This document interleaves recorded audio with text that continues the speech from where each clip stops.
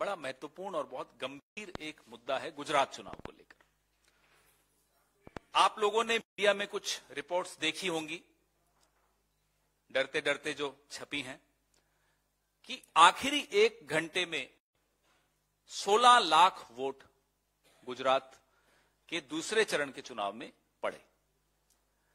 हमने अपने कैंडिडेट्स से लगातार हम संपर्क में हैं। फॉर्म 17C जो कि रिटर्निंग ऑफिसर देता है साइन करके कि इस मतदान केंद्र पे 5 बजे तक या 6 बजे तक इतने वोट गिरे, वो टैलिंग चल रही है। लेकिन बड़ौदा और अहमदाबाद रीजन्स में, क्षेत्रों में, खास तौर पे सूरत में भी कुछ हुआ, राजकोट संभाग में भी कुछ हुआ, लेकिन इन 2 संभागों की काफी आंकड़े हम लोग इकट्ठे कर रहे हैं। हैरानी की बात है कि 1 वोट डालने में जहां 60 सेकंड लगते हैं, अगर आप औसत निकालेंगे 5 बजे से 6 बजे के दौरान, तो 1 वोट डालने में 45 सेकंड लगे। और एक बूथ पर अगर ये आंकड़े देखें तो बाहर अफरा तफरी मचनी चाहिए थी, बाहर ट्रैफिक जैम हो जाना चाहिए थे, बाहर माफ कीजिएगा स्टैम्पीड हो जाना चाहिए था। ऐसी कोई भीड़ थी नहीं।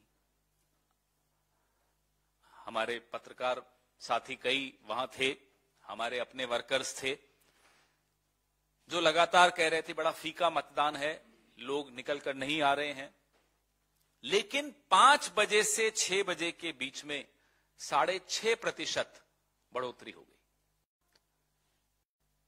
तो इस दिशा में कुछ सवाल जो हम उठा रहे हैं चुनाव आयोग के सामने भी और आपके सामने भी और जनता की अदालत में भी।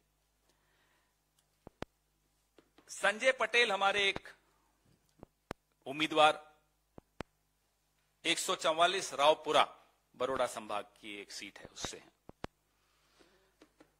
5 बजे उनके यहां 51% मतदान हुआ।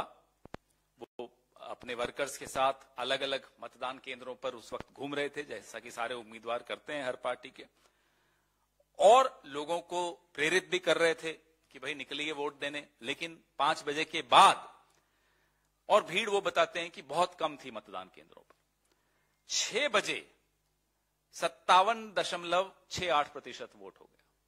कहां से आया ये वोट, न संजय पटेल जी जानते, न कोई और उम्मीदवार जानता है। वो एक ही जानता है जो सबका मालिक एक है, कि ये आए कहां से ये वोट। और ये कहानी जो कि मैंने आपको रावपुरा की बताई, 144 विधानसभा क्षेत्र की बताई, ये कहानी आपको कमोबेश तमाम विधानसभाएं जो अहमदाबाद और बड़ौदा संभाग में आती हैं, उनमें ये कहानी आप आज इस प्रेस वार्ता के बाद अपने साथियों से फोन करके पूछेंगी या पूछेंगे, तुरंत आपको ये कहानी सुनाई देगी। और ये हर जगह हुआ, भावनगर में हुआ, बड़ौदा में हुआ, अहमदाबाद में हुआ, सूरत में हुआ। अब ये रावपुरा में 281 बूथ हैं, 281 बूथों पे 1 घंटे में 16,000 वोट पड़ गए। मतलब 1 मिनट में 57 वोट। आप कैलकुलेट कीजिए कैसे संभव है।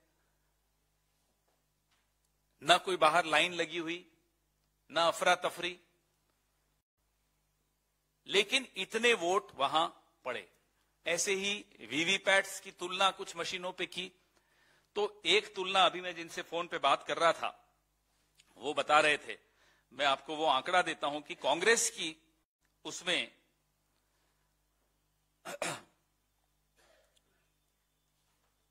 वोट वहां 7 पड़े एक पार्टी को, वीवीपैट में 21 बार पर्ची निकली उस पार्टी की। आप जानते हो कौन सी पार्टी होगी। तो ऐसे उदाहरण हम इकट्ठे कर रहे हैं, लगातार कर रहे हैं। ये जो लोकल बॉडी इलेक्शन हुए थे उस वक्त भी एक ऐसा बूथ था, धोलका नाम का बूथ था, जहां 644 वोट पड़े थे और गिने तो निकले 2273 वोट। ये नया मॉडल आ रहा है। इच्छाधारी वोट। साहेब ने इच्छा कर ली, वोट पड़ गए। लोगों की जरूरत नहीं है, मशीनों की जरूरत नहीं है, वोटर की जरूरत नहीं है, पत्रकारों की तो जरूरत है ही नहीं, विपक्ष की जरूरत तो आप जानते हैं खत्म हो ही रही है, करना ही चाह रहे हैं ये लोग, विपक्ष मुक्त भारत बना ही रहे हैं। लेकिन ये जो चुनाव मुक्त भारत हो रहा है, लोकतंत्र मुक्त भारत हो रहा है, इस विषय में हम और आपको गंभीरता से आवाज उठानी होगी, नहीं तो बहुत देर हो चुकी होगी, सब कुछ लुट चुका होगा।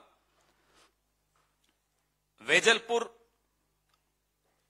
1 घंटे में 8.14% बढ़ा। ये मतलब सोच नहीं सकते आप, इस तरह से बढ़ा। फिर कहा जाता है कि साहब टैलिंग में टाइम लगता है, टैलिंग।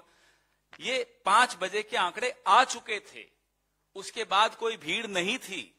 ये कौन सी टैलिंग हो रही है कि सीधा 8%, 6.5%, औसतन 6.5% पूरे गुजरात में बढ़ा। हम और आप, गुजरात, आप में से कई लोग मुझे वहां दिखे थे। वोटिंग परसेंटेज प्रथम चरण द्वितीय चरण में कम हुआ था। जिस तरह का गुस्सा और रोष था वो सबको दिख रहा था। आप में से कुछ लोग छाप भी रहे थे, लिख भी रहे थे। उसमें रूलिंग पार्टी का वोट शेयर 5% बढ़ जाए, ये सुनकर भी अटपटा सा लगता है। तो ये कौन सा मॉडल है?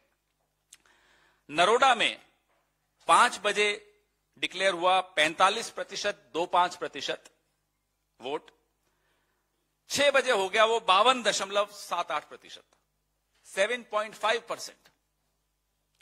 और नरोडा का कैंडिडेट हमें बता रहा है कि साहब भीड़ थी नहीं, ये वोट कहां से आया? ऐसा ही आपको असरवा, दरियापुर, वेजलपुर, वटवा में 6.52% बढ़े। और सबसे महत्वपूर्ण था असरवा। अभी आंकड़ा हम लोग, क्योंकि हमारी वहां बैठक चल रही है और सब आंकड़े ही इकट्ठे कर रहे हैं फॉर्म 17C, 11.55% बढ़ गया। तो औसत निकालो तो ये 25 से 30 सेकंड में एक वोट, जैसे मशीन चलती ना, फैक्ट्रियों में जाते हैं तो मैन्युफैक्चरिंग हो रही है वोटों की। तो ये इच्छाधारी वोटों की कहानी, आप लोग भी इस पर मैं गुजारिश करूंगा कि इस पे थोड़ा आप इन्वेस्टिगेशन करिए, डरो मत, मिलकर लड़ेंगे तो लोकतंत्र को बचा पाएंगे, आने वाली पीढ़ियों को बचा पाएंगे।